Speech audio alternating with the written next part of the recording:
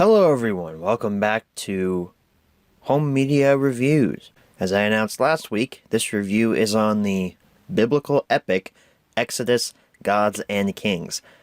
I don't know what kind of comments I got last week for Star Trek 2009, but rest assured, if they were controversial, the controversy will only continue as we are covering a Christian-heavy film here in this season. And full disclosure, coming up here soon, I am a Christian, been one ever since I was a child, believe in God with all my heart, accepted Jesus as my Lord and Savior. I have been baptized. I was baptized when I was going into 6th grade, I believe. That's embarrassing, I can't remember when I was baptized, whoopsie. And been going to the same church ever since I was a little child. Hope is also a Christian as well. That's one of the things that we bond over. It's very nice. I'm very blessed in that regard. So this is coming to you from a Christian's perspective, reviewing a Christian film. Granted, I have not seen a lot of Christian films, but from what I have seen from a lot of clips of them, they've not really impressed me all that much. However, I am an avid VeggieTales fan. Make of that what you will. So with all that being said, let's jump right into the history section of Exodus, Gods, and Kings.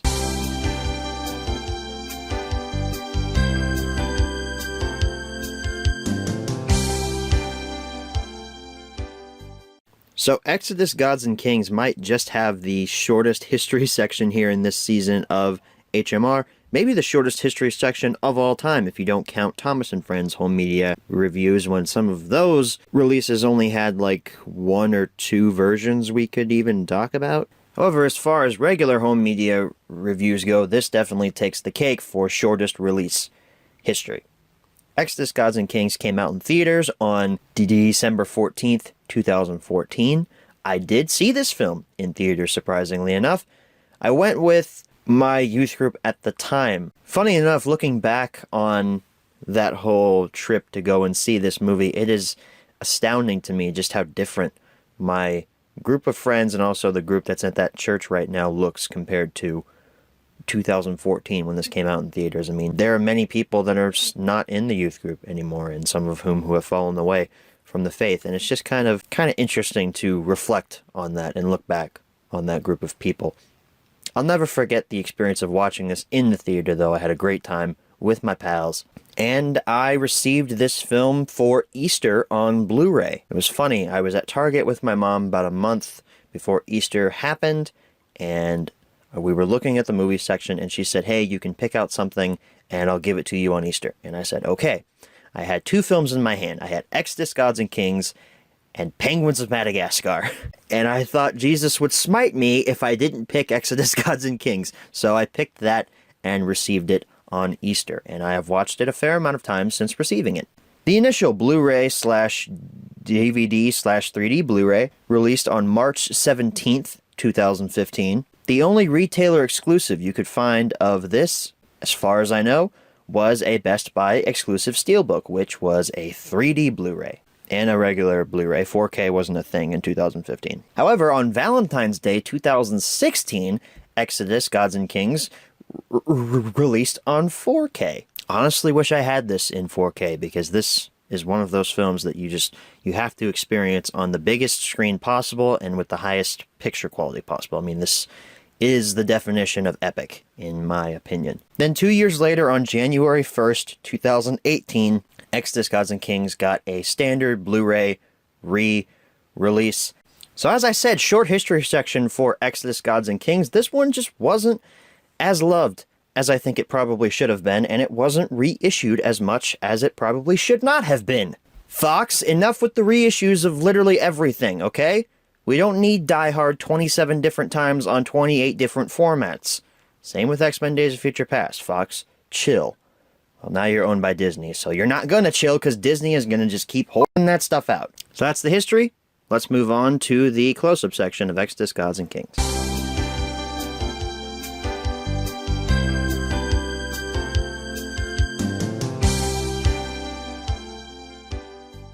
Alrighty folks, here we are for our close-up look at Exodus, Gods, and Kings. We only have one copy here to look at. It's just the standard Blu-ray release, but let's go ahead and get into it here. Blu-ray plus digital HD up at the top, from the director of Gladiator, Exodus, Gods, and Kings.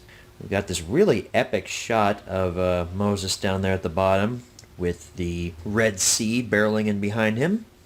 The epic story of Moses, digital HD, aside, 20th Century Fox logo, Exodus Gods and Kings. Same shot of Moses is on the front with the Blu-ray logo.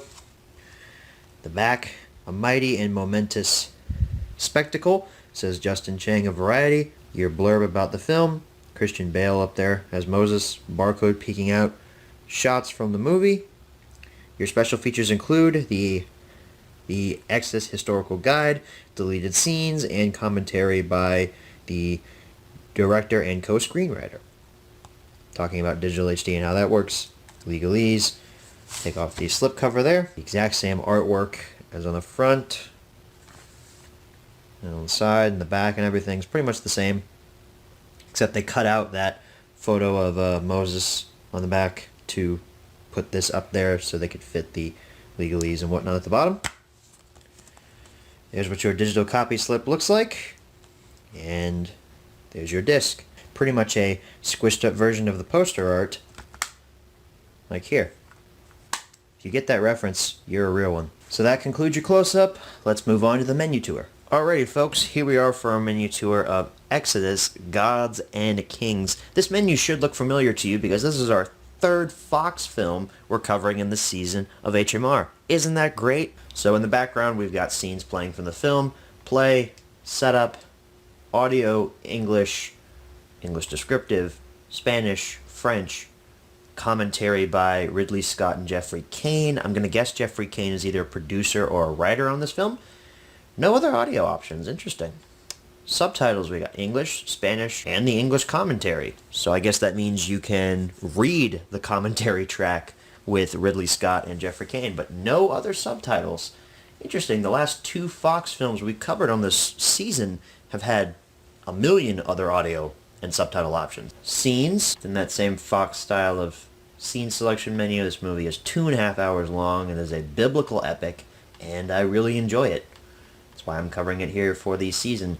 40 scenes, which is pretty good. They don't have names, but that's okay. Extras include the Exodus Historical Guide. Once activated, the Exodus Historical Guide will provide you with a wealth of background information about Moses and the Exodus throughout the film. So I guess it's going to reference the Bible because, you know, Exodus, Gods and Kings, it's based on the book of Exodus from the Bible. One of the best-selling books of all time. I myself have a signed copy, but I've never watched the film with that mode. Maybe when I rewatch it for this, I might. That might be kind of cool. Deleted and extended scenes, commentary by Ridley Scott, sneak peek, and that's it. No, like, featurettes or anything. I guess the featurettes are contained in this mode? I don't know. That's interesting, though, that there's no, like, hey, here's how we made the film. That concludes your menu tour. Let's go ahead and head on back and answer the 5 main questions, as always. Alright, so we're back from the close-up. Now it's time to answer the 5 main questions, as always. Number 1, where can you pick this product up? I still see 4K versions of Exodus on store shelves at Best Buy. It's funny, it was actually in a section at the end of an aisle that said, hey, you can buy 2 of these for $20, and each of the 4Ks were like $15 a piece. So that was actually a pretty good deal. Problem with that was I already owned a lot of the 4Ks on that end of the aisle, and I didn't really want to upgrade this. Which I know is ironic, because I just said earlier, man, I wish I had this in 4K. I was probably trying to save money, or I was being cheap. I don't know, I didn't upgrade. But as I said, you can still find this at Best Buy locations. Walmart probably has a couple of these laying around in their $5 Blu-ray barrels, so if you want to look in there. Target, yeah, right. Target just isn't great with physical media anymore. At one of my local Targets, they have actually downsized their Blu-ray and DVD section. It used to take up 3 aisles, it now takes up 1 aisle. That saddens me. Number 2, is this product still being printed nowadays? This one I can answer a solid no, because the previous reissue was in 2018. 2 years ago, no, not being printed. Number 3, should you pick this product up? This one I can answer a solid yes to because, as I said previously, Exodus, Gods and Kings is epic. And the reason I say that is because of just how expansive these action scenes feel. Everything about Exodus is epic. The battle scenes are amazing, especially the opening. I love the opening of this film. It throws you right into the action with Moses and Ramesses and how they fight this, I can't remember what the tribe is, but they suspect this tribe of people is gonna be violent or whatever, and they race in, kill a bunch of innocent people, kind of, because to me it didn't look like they were preparing for war. To the Egyptians, though, they were.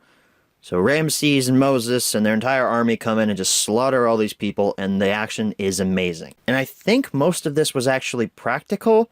Don't quote me on that, though. If it wasn't, then damn, this CGI blends really well with the practicality of these effects. The opening action scene is great, but the climactic action scene when the Red Sea parts, that's just goosebumps every time I see that. When Moses and Ramesses are riding towards each other and they're going to battle in the middle of the Red Sea, it's just, ugh. I can't get enough of the action in this film. It is amazing. The performances are all pretty good, especially the child actor they got to play God, which, just saying that sounds weird. Like, God takes the form of a child to talk to Moses in this film. It's an interesting and kind of weird choice, but the child actor that plays God is really, really good. He's not credited as God in the actual film, but come on. If that's not God, that's a messenger talking for God. That's an angel talking for God. But I like to think he played God. But Christian Bale, Joel Edgerton, even John Turturro, the punching bag of the original 3 Transformers films, he gives a great performance as the OG Pharaoh here. He's great. And funny enough, I had no idea that was Ben Mendelsohn playing the Viceroy of Python. I didn't realize it till I heard his voice, because I didn't really know who Ben Mendelsohn was until Rogue One came out. And I was like, hey, that's Ben Mendelsohn! He plays a pretty good slimy Viceroy of Python. I really liked Ben Mendelsohn in this. Ben Kingsley is also in this. Just thought I'd throw that out there.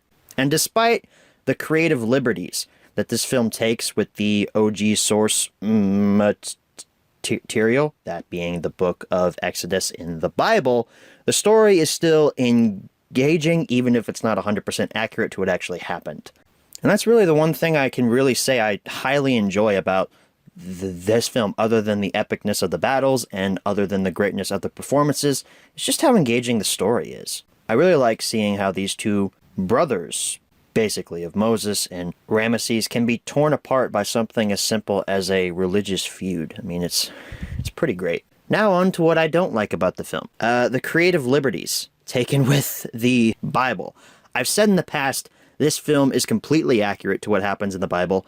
Not really. Going back and rewatching it and going back and rereading the book, no, it's not 100% accurate. It does take some liberties to make the story just a bit more engaging. As I said, though, they're not too bad for the most part. It follows the same narrative as the Bible does, but it just takes different steps to get to the ultimate end goal. Like Moses, he doesn't stand on a rock and go, part Red Sea, and the Red Sea parts. It just kind of parts, you know? It's not like the 10 Commandments from like 1960 or something with, what was his name? Charlton Heston. That's it. That was Charlton Heston, right? Yeah, I'm going to stick with that. There's never really a sense of how much time has passed in the first hour of this film. After Moses is cast out of Egypt, there is a time card that says 9 years have passed after Moses is banished. However, how much time has passed between the start of the film with Ramesses and Moses raiding that village to Moses' banishment? It feels like a day or two has passed, and there's no way that just a day or two has passed in between those events, because in that time period, the original Pharaoh dies, Moses gets sent to Pithom, Ramesses becomes the Pharaoh now, and a lot of other stuff has changed. I never got a sense of how much time passed. The middle of this film kind of drags on repeat viewings. At 2 hours and 30 minutes, you can definitely feel that length when Moses is traveling around after he's banished from Egypt. However, once the 10 plagues start, the pace then picks back up, and then it kind of just snowballs into the end of the film. It never really lets up after the 10 plagues begin. Also, dude, those 10 plagues, they were represented really well by this. I don't know if this actually happened. Obviously, I think that every event in the Bible actually happened, and the Bible is the immortal and true word of the Lord our God. But I don't know if alligators came up and ate people, and that's what turned the river into blood. I don't know if that's what actually happened, but it's pretty cool that it happened in this film. I'll find out once I get to heaven and ask God how that happened. Other than the liberties taken, the kind of dragging pace towards the middle of the film. Also, I didn't really care much about Moses' family. When he gets banished, he goes to this Hebrew, pretty sure they're Hebrew, they believe in the same God. So he goes to the Hebrew village, meets his wife, has his son. I just never really cared about his wife or his kid. I mean, they're not really given much character. I don't even remember what their names are. I don't even know if they're even said in the film. I didn't really care about them all that much. So it was kind of meh when Moses has to say goodbye to his son when God tells him, hey, go back to Egypt and free the Hebrews, please. That scene, though, with the burning bush was pretty intense. However, I don't think Moses fell down a mountain and broke his leg, and then the burning bush came about. I can't remember if that's how it happened in the Bible or not. I reread the book like a week ago, so I really don't remember. Pretty sure he was out tending his flock of sheep, and a bush just blew up in flames in front of him. That's how it happened in the VeggieTales version, so I'm gonna go with that. And one thing that really makes me mad about this movie is the fact that Pharaoh doesn't die. Pharaoh should have died, okay? I'm pretty sure in the Bible he dies. I'm about to prove this to you. I have the Bible app on my phone. True Christian here. Okay. Here we are. Okay, so we're in Exodus 14 now. We're reading the Bible here. I'm probably going to get demonetized for even mentioning the Bible here because YouTube hates Christians. But here we go. Exodus 14:27 through, I don't know, we'll read up to 30. Says, Moses stretched out his hand over the sea, and at daybreak the sea went back to its place. The Egyptians were fleeing toward it, and the Lord swept them into the sea. The water flowed back and covered the chariots and horsemen, the entire army of Pharaoh that had followed the Israelites into the sea. Not one of them survived. But the Israelites went through the sea on dry ground with the wall of water on their right and the wall on their left.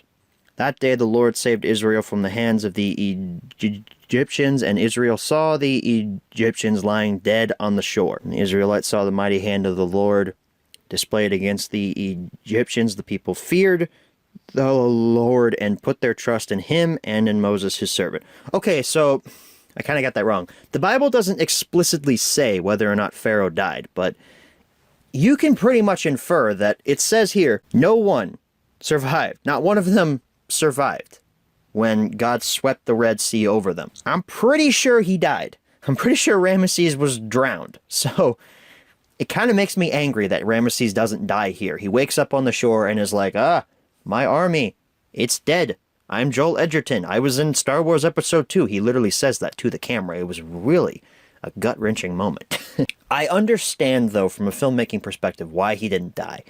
It makes for a more dramatic scene when he wakes up and he realizes that his entire army has been smited by the mighty hand of the real, one true God. And I think in that moment, Pharaoh now realized, shoot, this guy is real. It makes for a more dramatic scene and a tiny bit of redemption for Ramesses. Maybe not redemption, that might not be the right word for it. Realization that what he has done is terrible and that God is real, but it still kind of makes me mad that he didn't drown with everyone else. This movie also makes the attempt to make Ramesses seem less like a one-dimensional villain. The Bible doesn't really give a lot of lip service to what Ramesses was going about in his daily life when Moses was banished and when Moses came back. It's really told from Moses' and God's point of view. So you never really get a sense of what Pharaoh was like, how he reacted when his firstborn son was a victim of one of the 10 plagues. That being, God killed the firstborn sons of Egypt and anyone who didn't have the blood of the lamb on their door, the Passover. So this movie actually does a pretty good job at showing that Ramesses isn't really 100% bad. He actually does love his kid and mourns over his kid when he dies, and I guess loves his wife. Didn't really know much about her. So while it does characterize Christian Bale's Moses really well, it also gives some pretty good character to Ramesses, and I like that. You hear that, God? In the Bible, too, you really should write Ramesses better. So I highly recommend Exodus, Gods and Kings. It's definitely not for everyone. If you're not a Christian, you probably won't enjoy this very much. If you haven't read the book of Exodus, you still won't probably enjoy this very much.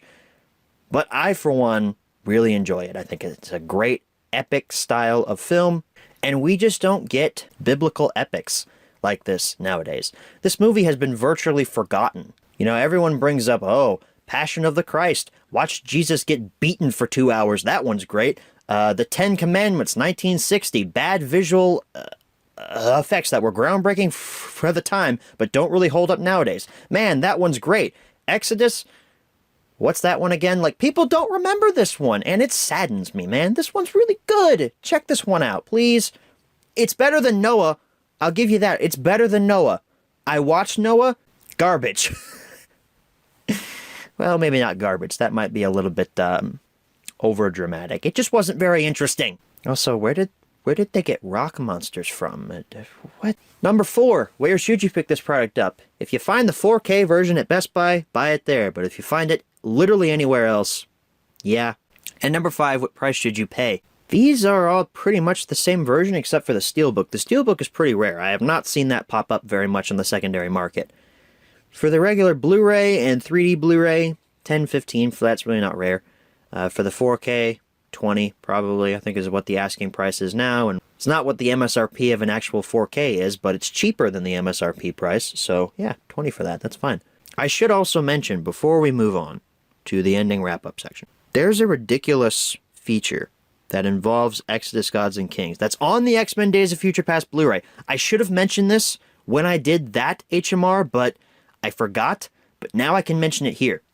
On the X-Men Days of Future Past Blu-ray, it advertises an exclusive sneak peek at Exodus, Gods, and Kings. What that exclusive sneak peek is, I can't remember what that is, actually. However, there's a trailer for Exodus, Gods, and Kings that's on the X-Men Days of Future Past Blu-ray that is just the theatrical trailer, and you can't skip it. The Blu-ray will not let you skip it. You have to watch this trailer in order to get to X-Men Days of Future Past. I'm sorry. That's dumb. Don't make me do that. It's been 6 years since this came out. I bought it. I saw it in theaters. You don't need to advertise this to me. So next week, I decided, why not go back to the well a little bit here? I like being a completionist, and I like completing franchises on the show. That's probably not accurately represented because of the fact that we've taken, you know, one franchise movie here, one franchise movie there. I've never actually completed a franchise on this show, but I want to. I reviewed the original Avengers as the pilot episode of this series back in Season 1, and I want to continue reviewing Avengers films until we get to the last one. So around like Season 4, if the show goes for that long. So next week, we're taking a look at the sequel to the Avengers, Avengers Age of Ultron. Probably another controversial one, because a lot of people have turned on Age of Ultron in the last few months. Well, not months, last few years. A lot of people initially liked it when it first came out, but now they've kind of soured on it. What do I think of it? Find out next week. I'll see you guys then. Thank you all so much for watching, and as always, good night, everybody.